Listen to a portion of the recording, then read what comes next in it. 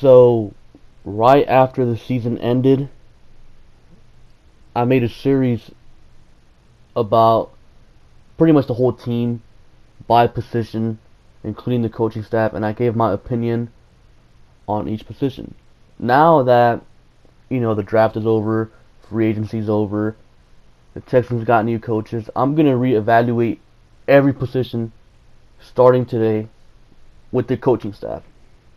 Now, head coach, obviously, we got Bill O'Brien.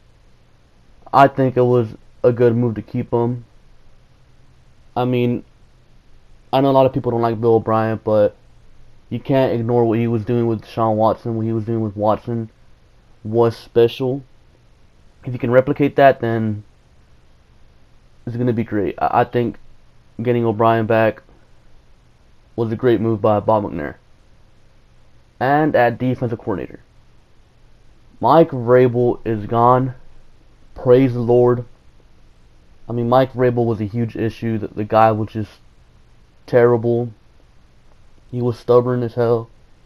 Like, he wouldn't change what he was doing even if it wasn't working. He wouldn't scheme. Like, it was just the same thing every week. Everyone getting beat. Everyone looking lost. Mike Vrabel is not a good coach. Good linebacker coach, but other than that, he's not a good D coordinator, and I'm pretty sure he won't be good for the Titans as a head coach. His replacement, Romeo Crennel. That's right, Romeo Crennel is back coaching the Texans defense. So the Texans defense, with just Romeo Crennel coming back, should be top half of the league this season, with just Crennel coming back, not putting anything else into account, because Romeo Crennel is an experienced guy. He's done it for so long, one of the best defensive coordinators in NFL history, and now the Texans get him back. Now, special teams coordinator. As you guys know, Larry Izzo was our guy for like the past 2 years, and he was pretty bad.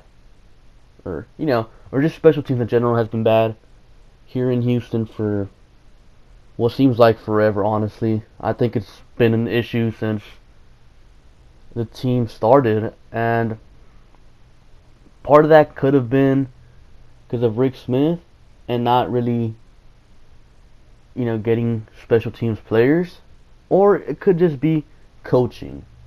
If special teams sucks this season, then I guess it's just a Texans problem. Like, that's never going to go away, because the Texans hired Brad Seeley from the Raiders to take over that spot. Now, Brad Seeley, he's an experienced guy, like really experienced. This season coming up will be his 30th, I believe, might be his 29th season. But you get where I'm going at here, man. This guy has been around in the league for a while. He even coached with New England during those early Super Bowl days, like in the early 2000s. So he's won Super Bowls with Romeo Crennel before, and those special teams units were good. Oakland had a good special teams unit last season, or these past few years. So maybe Brad Seeley can turn it around. And something that's really underrated is about this guy is his experience, man. Like, again, in the past with O'Brien, who's like the most experienced guy he really had? Romeo Crennel. Last season, he didn't have Romeo Crennel right there to help him. I'm not even sure if Romeo Crennel was even in the booth. So, yeah, like, O'Brien in the past has had a young coaching staff, inexperienced, and now with the addition of Brad Seeley, he gets another veteran coach there, a guy that's seen everything, that can be in O'Brien's ear and help him out. I think that's something that's really underrated, and it's something that could possibly help O'Brien out, because a lot of people seem to think O'Brien has clock management issues, even though it's an NFL head coach problem. It's not an O'Brien problem. Anyways, the next guy I really want to talk about is John Pagano, brother of legendary Colts head coach Chuck Pagano. Now, John Pagano has been in the league for a little bit over 20 years, like around 22 years, I want to say. Or he's going into his 22nd year. So he's been around. He's experienced. He was previously working with the Raiders as a defensive assistant. And last season, around week 10, the Raiders had one of the worst defenses in the league. So they fired their defensive coordinator, and John Pagano took over, and the Raiders had a pretty solid defense that later part of the season. Now, again, John Pagano, over here in Houston, he's coaching the outside linebackers, and he's a defensive assistant. So, this is a guy with experience. He's seen it all. Again, O'Brien adds another guy with a lot of coaching experience, which is something he hasn't done. Same thing I said about Brad Seeley. O'Brien is really kind of, I guess, giving up on his guys in the coaching staff and really bringing in some guys that know what they're doing, guys that have been around, guys that have seen everything, guys that can realistically help them out in tough situations. So I think this was another good hire. And Cornell is old. John Pagano's like 51. Cornell's like about to be 70, or is 70. So if Cornell does choose to retire, I wouldn't mind John Pagano, someone with experience, taking over, unlike Mike Rabel, who had no experience and completely embarrassed himself out there.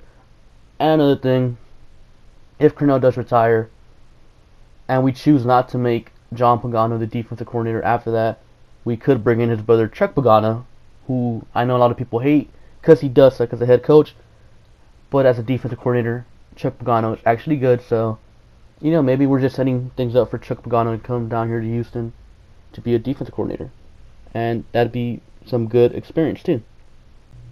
Another position where I think the Texans made a pretty big change was in the secondary coach. They fired John Butler. And despite the Texans having a lackluster secondary last season, I don't think he was the problem. I don't think the coaching in that area was the problem. But I mean, when you have a player like Kevin Johnson regress that much, someone has to get fired. And unfortunately, it was John Butler. His replacement, well, it was an in-house guy, Anthony Midget. But they also brought in DeAnton Lynn to be like an assistant secondary coach. So I'm not sure how things are going to work out there. I mean, maybe having two guys there, one guy working on safeties, one guy working on corners, is really going to help them out. But I don't know. I do think letting go of John Butler was a mistake, because John Butler, I'd say, was the guy responsible for developing AJ Boye. And the last really big change, which I think this one's going to be really beneficial to the Texans, is the hiring of Luke Richardson. Now, Luke is a strength and conditioning coach. So the Texans got rid of their previous strength and conditioning coach, Craig Fitzgerald. And I think this is huge, because last season, man, those injuries were unreal. Literally, I don't think there's ever been a team in NFL history that has suffered more injuries than the Texans suffered last season. Seriously, I think they had an NFL record 75 total players used in one season, which is just ridiculous, man. I 100% blame it on the strength and conditioning program that the Texans used to have, because it's one thing, if one or two players go down, but to have your pretty much your whole team is pretty much out by the end of the season. That is just crazy. It's absurd. It's unheard of. So I am glad they brought in a new strength and conditioning coach. Luke is considered one of the best in the business. The Texans actually stole him away from Denver. He was still under contract in Denver. Denver still wanted to hold on to him, but somehow Bill O'Brien managed to steal him away, which is a great job, because I do think that was the problem.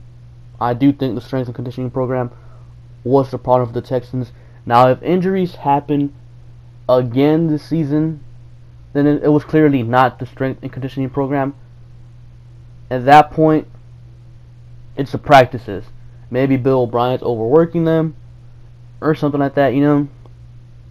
But I do think the Texans did benefit by parting ways with Craig Fitzgerald. I really appreciate that Bill O'Brien saw an issue and tried to address it.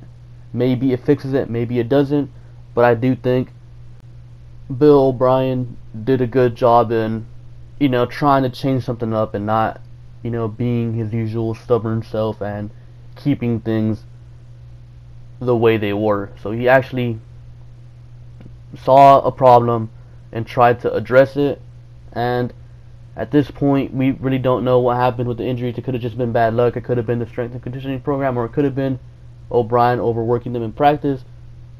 We don't know yet, but it is a good start in figuring out what went wrong last season.